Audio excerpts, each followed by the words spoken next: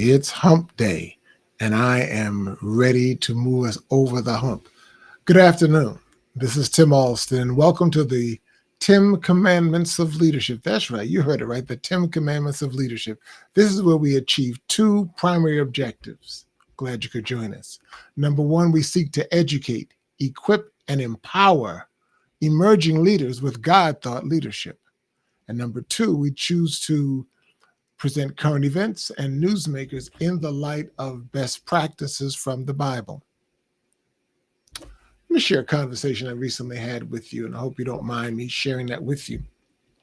I was talking with some friends. We were talking about issues of leadership, and they were talking about different things that make up good leadership. One was talking about having vision. One was talking about having a good financial backing. One was talking about um, having the right wife, the right partner, all of which was true.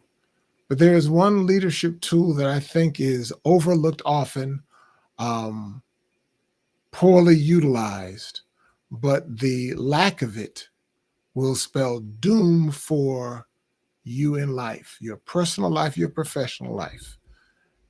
And I largely blame it on our educational system in this country. Do you realize that when we were in school, we were we were required to take reading classes, we were required to take writing classes, and justifiably so on both of those. When we got into college, we were required to take a public speaking class, all of which are important. But I contend that the greatest course that none of us has ever been formally trained in is the most important, fundamental, and foundational communications tool, and that is listening. Listening.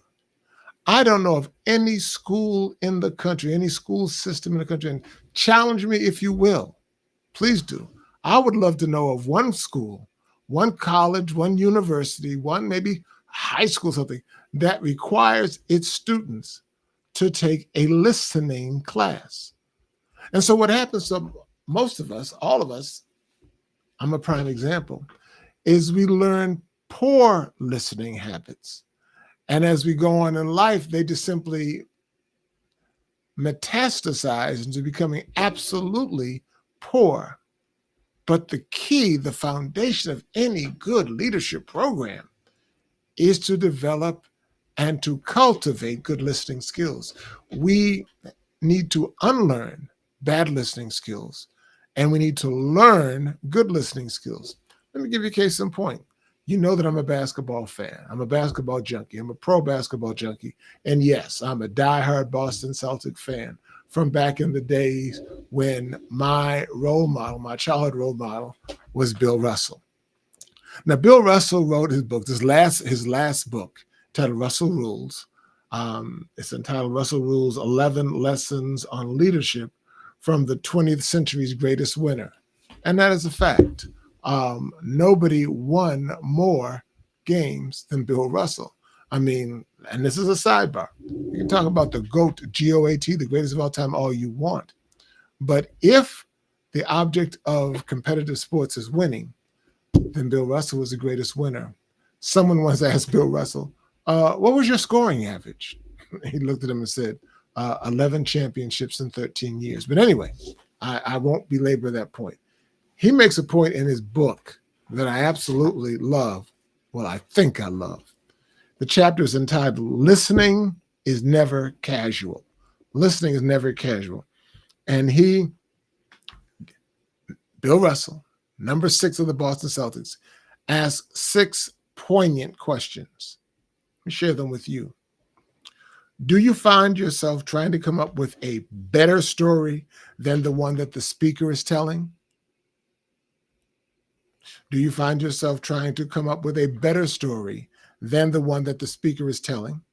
Number 2, are you nodding yes when you are not really listening just to keep the conversation going? Ask it again. Are you nodding yes when you are not really listening just to keep the conversation going? Do you make eye contact with the speaker? Come on, Bill Russell. Why you gotta be so mean? Number 4, do you find that you forget what has been said immediately following the conversation? Just kind of went in one ear and out the same, not even all the way through. Number 5, are you asking trivial questions to seem as if you are listening? Are you asking trivial questions to seem as if you are listening? And number 6, are you always interrupting because you feel you have something more important to say? Now, I don't know about you, but every time I look at that list, and I don't look at it very, very often because it's rather painful, I score real, real low. As a matter of fact, I'll never forget my roommate in college, one of my roommates in college, Nate Hines Jr., said to me, and I'll never forget this. We were at the end of our first semester in college there at Hampton Institute, and we were in the process of pre-registering for our classes for the next semester. Many of them, Nate included, had taken public speaking in that first semester. I did not. And he said to me, when I decided to enroll in it for the second semester, that spring semester, he said, Tim, you're going to get an A out the class, but you'll be the most hated person in the class because of the experience and exposure that you've had as a public speaker. You've been a state champion, you've been a regional champion, you've been paid to speak even as a teenager. He said, but your parents are both speakers. Your mother's a principal, former school principal. Your father's a first elder at church. So you've always been on the stage and platform as a speaker. And so your expectations of speakers are much higher than the rest of ours. But then he said something to me that was not as flattering. He said, you're a very good speaker, but Tim, you're a piss poor listener. Piss poor listener. And when you become a better listener, you will become a better speaker. You know, it took me some 30 years to really learn what he was saying to me. And I learned it when I began to discover the fact that I had an addiction problem, not to cigarettes, not to drugs, not to anything else. I had an addiction problem. I was addicted to myself. I was an egoholic.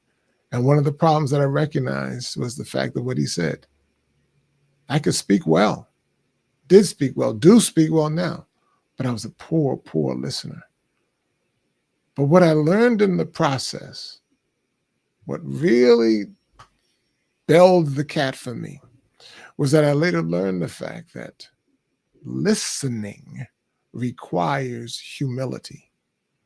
Listening requires humility. Listening requires us to say, I don't know something.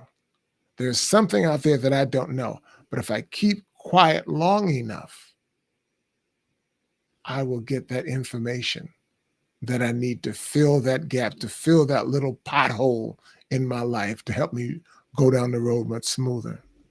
Humility is real, real key. Let me give you the story. One of my favorite stories. 1988. It was the presidential campaign between Michael Dukakis, at that time, former governor of the state of Commonwealth of Massachusetts, not state, Commonwealth, and Vice President George H.W. Bush. Well, his wife, Barbara Bush, was on the campaign trail, and she was slated to give a speech to educators in the state of Wisconsin.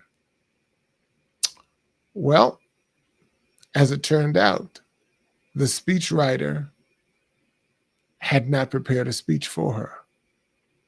So Barbara Bush, with those motherly instincts, did a pivot. She turned to this audience of educators from all across the state of Wisconsin and asked them, if you were the president of the United States, what would be your education priorities with respect to literacy, reading literacy? Well, you can only imagine what happened. These are people who were subject matter experts in education, and many of them were subject matter experts in the issues of literacy and reading. And they were just so happy to have been asked that question, that they just began to just pour out all kinds of information that she then grasped and incorporated into what became her husband's platform and program to battle against illiteracy and to fight for reading literacy.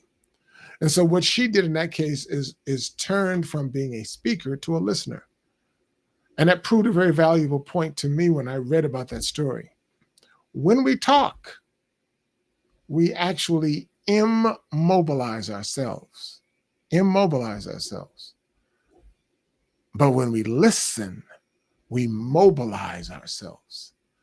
When the person talks, and when we talk, we empty ourselves of ourself.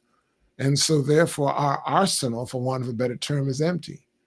But those to whom we speak, they are getting loaded up, tanked up, and they're becoming much more fortified.